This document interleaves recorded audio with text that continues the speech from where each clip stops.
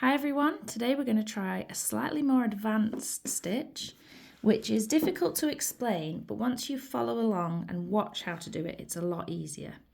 We're doing a loop stitch, which will create a lovely loopy texture on one side of your work. This video is going to be a little bit longer than our usual videos because I want to show you what that texture looks like, which is great for toys. Think Highland cows, shaggy fur, lions' manes, or you could even use it to create fun loopy cardigans, perhaps, if you do it en masse.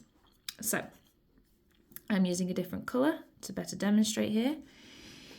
A loop stitch will appear on the back of the work facing you. So this is the back of the work, and this would be the front when finished. So what we're going to do is insert your hook into the stitch that you want to position the loop stitch as you would normally.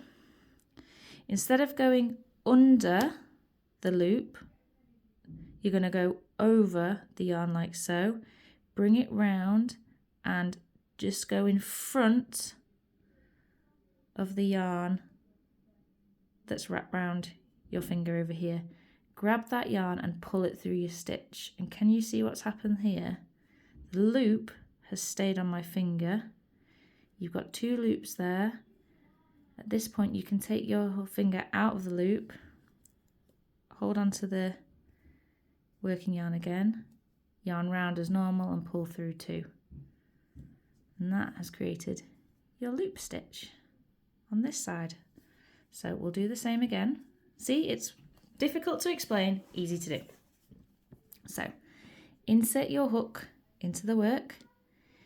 Instead of going under the yarn, you're going to go over the yarn, around, and then in front of the yarn around your finger. Yarn round, pull it under and through the stitch. So you've got two. Drop the loop off. Bring the yarn up to hold again and finish your stitch like so. And here you've got it. The loops are starting to appear.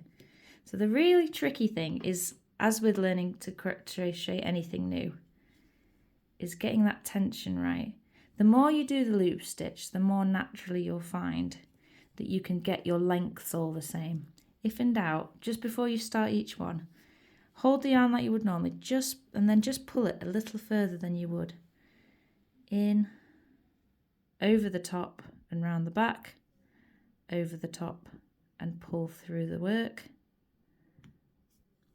Drop the stitch and finish the crochet. And can you see here? So you can see here, mine are all different lengths, but once you've got a whole fabric of loop stitches, you'll find that you can't really tell that they are different lengths. And even if they are, it sort of just adds to the interest of the piece. Like, it's just a little bit more exciting. So I'll just take to the end, over like so. And that's the end of the row. So from this side it looks like a row of double crochet, but from the front you can see we've got our first row of loops. So in order to keep all the loops on the same side, in between each row you will have a row of regular double crochet. So if we hold the work there, you can see the stitches. We're just going to double crochet back along the stitches we've just made.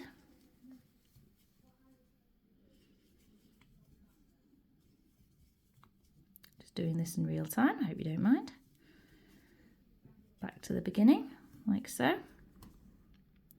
Turn your work again, chain one, and then we're going to do our loop stitch again. So yarn, hook into the stitch, over the top, round the back, grab the yarn and pull through, drop it off your finger, put the yarn back on, and I'll do it slowly once more just to go through it. So into the hook, into the stitch you want to do the loop stitch, over the yarn, round the back, and then grab over the front and grab the yarn that's loop around your finger, pull up, finger out the loop, grab the working yarn again and pull through. And eventually, once you've got the hang of it, you'll just go a little bit faster. like so.